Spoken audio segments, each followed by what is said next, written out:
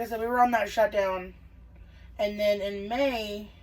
The last week of May. My mom got sick. And they thought it was pneumonia. And she went to urgent care and they told her it was pneumonia. Went to the doctor and her primary doctor was like, I don't think it's pneumonia. You should go to the hospital and get scanned. And when they scanned her, we found out that all of her cancer came back and then some. Like there was nowhere here that it wasn't.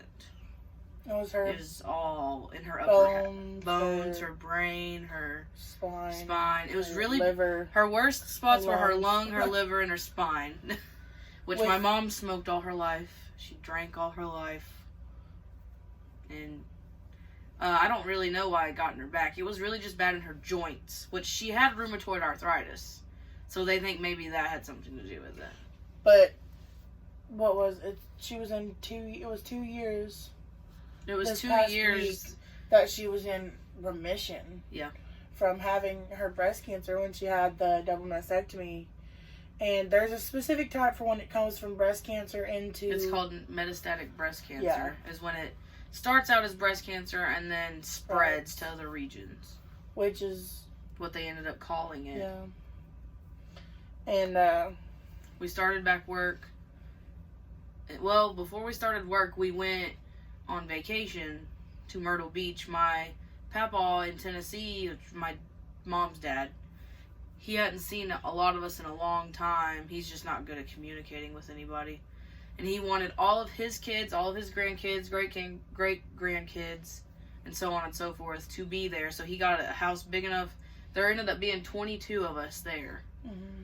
And we all came and we stayed there for 5 days. We had a great time. It was great. It was awesome. She found out the week, it was the week before we went. Because we went like the 6th through something. And then right after we got back, it was like 3 days after we got back, we found out how bad it really far it was. It was already stage 4 at that point. The day after we came back from Myrtle Beach, she had to take this liquid dye to show all the parts, and they did a PET scan. That's what it is, a PET scan. And there wasn't, basically from here to here, that there wasn't cancer. Yeah. I mean, we may be saying some of the names wrong or something like that, but I mean, this is just what we had gotten told. But that was rough. Like I said, that just happened in May. And then, like I said, we went on vacation. We went on vacation with her, and then we started back work. We had started out back at work in June 15th. And we had been working since then. Her mom had a big 4th of July shindig, a huge... She wanted everyone to be there because she wanted everyone, because she knew how bad it was. Yeah, we all knew how bad it was. And everyone showed up. For everyone to come and see her. Before things got too bad. Because towards the end, there was no communicating with her. For probably the last week. Last week, yeah. Everything you said to her, she just didn't know what was going on. Which the last week was about only 2 weeks after 4th of July, so she knew it was coming. What was it? She passed away on the 20th. The 20th, July. Yes. Yeah. We were all with her. Yeah. Well, my sister came down and was actually able to leave her job for about a month. Is only how long she was gone, and her husband was able to come with her. And I was at work. We had stayed the night with her that night. We had went to work that morning. Yeah. And we had been at work. We were working at 11 at this point, and it was about 2 o'clock when they called us and said, you need to come back home. We did. We left work, and as soon as we got there, were on the phone with hospice, and they were supposed to be getting her stuff set up for her, getting her bed. She had just got put on hospice that day, and they hadn't got the meds for her. They hadn't got her bed yet. They hadn't got her oxygen yet. So we got all that together, and she passed at 6:03. So like I said, we got there about 3 o'clock. It was very fast. It happened all at once. But they finally got all of her stuff to her, besides her meds. But it was very fast. both, I mean, even with knowing what was coming, knowing what to expect as far as it goes with your mom, they were both still so unexpected. It was very unexpected. It's been super, super shit.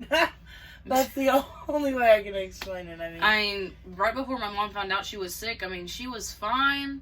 Like, she acted okay, but you could tell, like, she was coughing pretty bad. And she had just put flooring down in her living room. That's when we noticed it. And she was hurt. She noticed it. She was down for like 3 days after she put the flooring down. She was like, my back just hurts really bad. She was like, she said her joints. And like I said, she had rheumatoid arthritis, so she thought it was just her arthritis.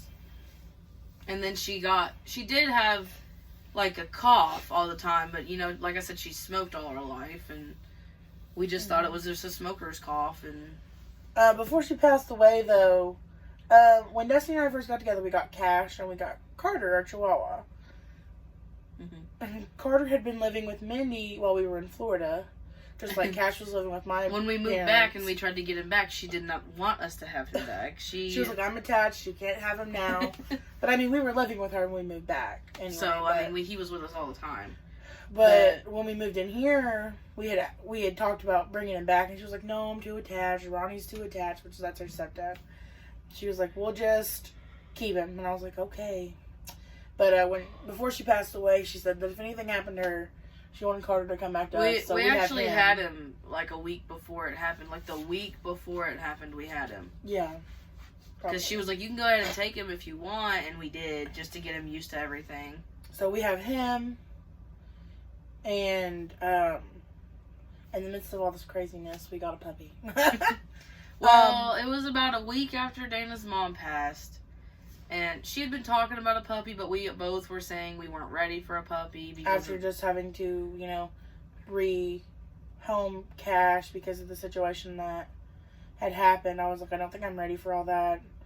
I was like, I want a puppy.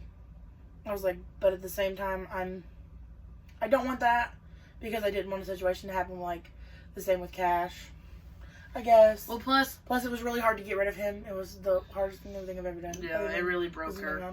But then I said it had to be a girl because girls are pretty much more timid most of the time. I mean, I've known some aggressive girl dogs, but it was also the fact that I was like, the puppy can't be, you know, like 3 weeks old like Cash was. I feel like that had a lot to do with his developmental stuff, was that he was so young and taken away from his mom so young. Yeah. I think it just messed with him mentally. So she found some puppies. I think one of her friends was giving them away on Facebook and was like, she's a blue heeler, basset hound, beagle. But she looks like a blue heeler. She doesn't look like anything else. Except she's tiny. Except she's very small, yeah. Like, she's not even as big as Cash was. She's like half, maybe. She's not even half. She's tiny. Small, yeah. She's not even, I wouldn't even say she's a medium-sized dog. No, she's a pretty small dog. Not as small as Carter. Carter's a Chihuahua, though. But she's short, but she's pretty broad. So she's kind of funny looking, but... But anyway, that's where we are now. I mean, just... living our lives, working. My birthday is next weekend. Gross. She'll be 23 on the We're 6th. gonna go camping for my birthday. We're gonna leave Friday night, and we're off that Monday. So we're gonna go Friday night. We'll be there Saturday night, Sunday night, and leave sometime on Monday because we have to go pick my nephew up. My nephew pretty much has been living with us. Since he's here everything happened, yeah. He's here 98% of the time. This is 2 bedrooms, and he has the second one. It's his. Except the closet. the closet, yeah. She has the closet. He has a dresser, and I have the closet. He has a dresser, and then we got him a bed, and it has a dresser built into the bottom of it. So he's got a nice little setup in there. He's got a TV. I also like him. I mean, he stays with us because, we want him to, and not because he has to, but he really likes it here. We really like having him here. He's a big help with He was in the dogs baseball during the day. Oh, we put him in baseball. He was in baseball, and the ball field is right here, and he just was all the time going to baseball. So, which thankfully, after everything happened with work and everything happened with my mom, they realized, because we were working 11 to 8 o'clock, basically. Yeah. They realized that being open, because we were closing still at 6 and us being there till 8 o'clock. They realized that That's really hard. it was really hard. Plus, we are both the closers at our job. And it's hard when both closes are out and no one else wants to do that or no one else can do that. With the way Corona is, we were having to sweep and mop everything at the end of the day. At the end of the day. So like we weren't allowed to we sweep were having during to the day. we were having to take that time to only sweep and mop, and they realized how hard it was. On so 2 people to do our entire they realized, building. okay, so we don't need that anymore. So now we work 9:30 to 6, and we've been working that. So the last month of his games, which his games are over now, he won his championship. He got a ring for winning. We were able to take him to his games. His games were at 7:30, and we're getting off at 6, being able to take him because her sister's been coming to get him and take him instead of him walking like we thought he was going to have to. I thought he was going to have to start walking. Because my sister was working also. Well, when we signed him up. When the quarantine happened, her job didn't get immediately laid off like ours She didn't did. get laid off till July. Yeah, and she's still in a layoff. So when we were working, she was not. Or now that we're working, she's not. So he hasn't had to walk to his practices like we thought he was going to have to when we both would have been working. We signed him up in April. He was supposed to start in April, but then with Corona going on, he didn't start. He started baseball the day we went back to work. And we were like, well, he'll just stay here because the ball field's literally across the street. He could just walk there. And, I mean, it's still a good little distance, but it's across the street.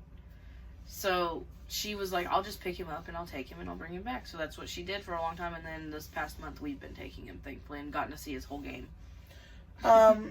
So yeah, that's where we're at. And we're finally at a point, after all this craziness, we're finally at a point in our lives where we feel like we can sit down and talk about things and it not be too overwhelming for both of us. Yeah. Because it's been hard. It's been unbelievably It's been a rough hard. year. Like, since New Year's Day, it's been hard. The first day of January, it has sucked. Because that's when Cash started to really go downhill behavior-wise. Yeah. That was that's the when day. The day of the situation happened. Mm-hmm. And everything with the roommates all at the same time. Yeah. It happened like in that first week, and that's just when you know that year's already going to suck. And then, being out of work for so long, like, we got unemployment, but it took almost a month, almost 2 months. We were really, really thankful to have help from good friends. Yeah. I mean, that's all I can say as far as that's all. I'm thankful for the friends we had to help us through this hard time.